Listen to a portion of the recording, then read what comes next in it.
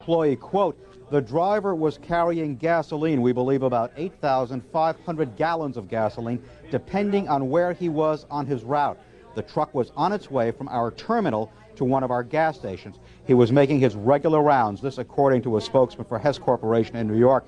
The spokesman went on to say, we just don't know what happened. The company rules are very clear as far as stopping at all railroad tracks.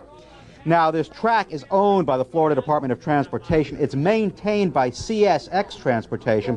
According to a CSX spokesman, the crossing arms and signals were functioning. From what we understand, the truck was caught in traffic and stopped on the track. Our people down there tell us the crossing arm functioned properly and that it came down and actually hit the truck. This, again, is a direct quote from a spokesman for CSX Transportation, which maintains the track. The spokesman goes on to say, during the storm, the gates were blown off. Brand new gates were placed there on Sunday, and the crossing. We have now gotten live pictures from the scene. I don't know if we're able to get those live pictures back up again, but I have a question I wanted to ask Mark. Actually, how would it be if those arms were operating properly? Wouldn't they have been down before the truck got on the tracks? Why would those arms hit the truck while it was on the tracks? The train was coming imminently, and it ended up hitting the truck. How far ahead of time are those arms supposed to go down to stop the traffic? Well, we don't know, but we do know from the spokesman from CSX Transportation, which maintains the stretch of track. The quote from him is, we have eyewitness reports that the gates did in fact operate. They came down and hit the truck, actually hit him in the windshield hood area. That is a direct quote from CSX Transportation, which maintains these tracks. Apparently, the truck was stuck in traffic and was trying to get off the track after the gate came down and struck the truck and did not get off the track in time to clear the train. Very strange how this happened. Apparently, he was on the tracks, the train was coming, and the arms came down and hit him. But why was he on the tracks? And standing there, not moving. Our impression is that the truck was stuck in traffic. This is not a case of the truck trying to beat the train.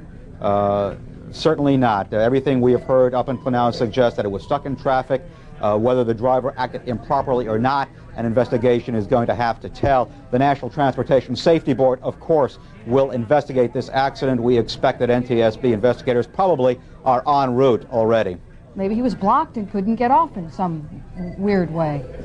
Well, we don't know. All right, Mark, we thank you for hanging in there for us and following that for us. He's obviously spoken to some of the people that we've been watching.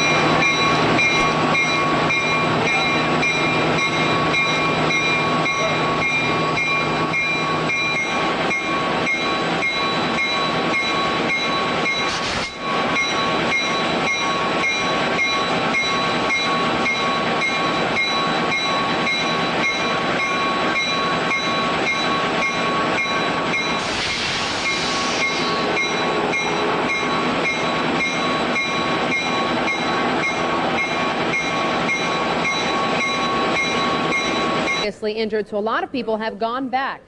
Many others, though, have decided to stay here all day. They have been glued to the TV set looking at some of those awesome pictures of that train wreck. At first they came in here, they were panic-stricken, but they've been getting advisories from Amtrak officials all day. They have been told that the 67 passengers that were due here to the Miami station are in good condition. A couple suffered bumps and bruises, but that for the most part everyone is okay. They feel alleviated. Big thing, though, is they're saying they're going to stick it out here because they want to see their relatives, even though they've been given assurance after assurance, they say, until they finally see them, till they finally touch them, till they hear how they're doing. The sky filled with black smoke and flames after the Silver Star Amtrak train collided with a gasoline tanker carrying 8,500 gallons of fuel. The fireball and explosion swept through the train at the Cypress Creek Road Railroad crossing. Remarkably, all 108 passengers and 10 crew were able to get out safely. Just felt this enormous impact, this big boom, and jolted us some of us out of our seats, knocked over things and everything, and I got up, went to the immediate exit, stuck my head out, and I saw these enormous billowing gray clouds. There were 7 of us in our family. I told everybody to get the hell out of there. Everybody panicked. The only problem was there were some elderly people with children, and there wasn't any step to get down on. At the bottom, you know, they had the pedal there, and they were having trouble getting off that way. That was the only thing. Not everyone was so lucky. Police say at least 6 people, including the truck driver, died as the flames spread to cars waiting to cross the tracks. Witnesses say the truck became trapped in slow traffic and could not move when the warning lights came on and the gate came down.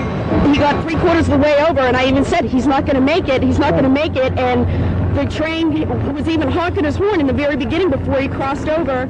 A spokesman for CSX Transportation, which operates the tracks, says the crossing signals were functioning properly. One eyewitness says the train crew did everything they could to warn the truck driver. The conductor was laying on the horn, I mean the whole 200 yards drastically. He was panicking. You could just tell by the sound of the train, and he exploded. I mean, the truck back end, which is carrying the gas, had to go 30 feet in the air.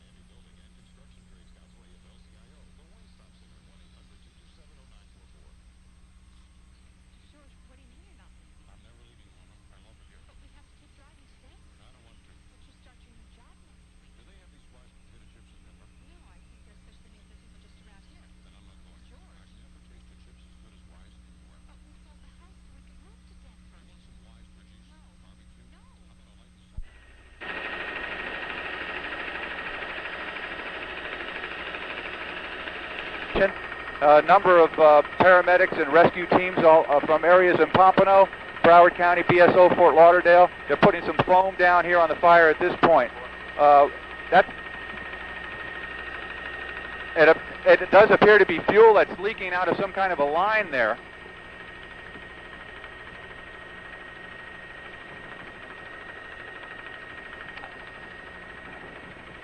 At this point, I can't, Sally. We just arrived on the scene. We wanted to get these pictures to you right away. By the way, for the people down in our operations department, we'll hope you're rolling tape on this because we're unable to do it in our helicopter at this point. Okay.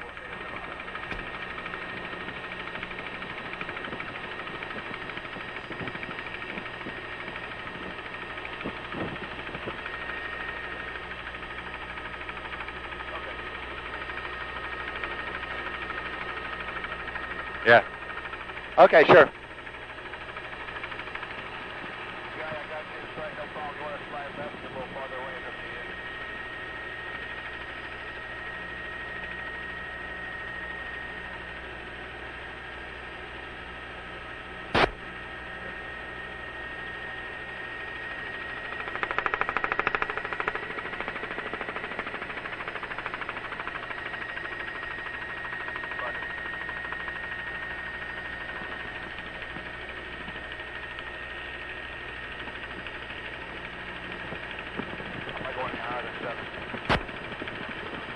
Okay.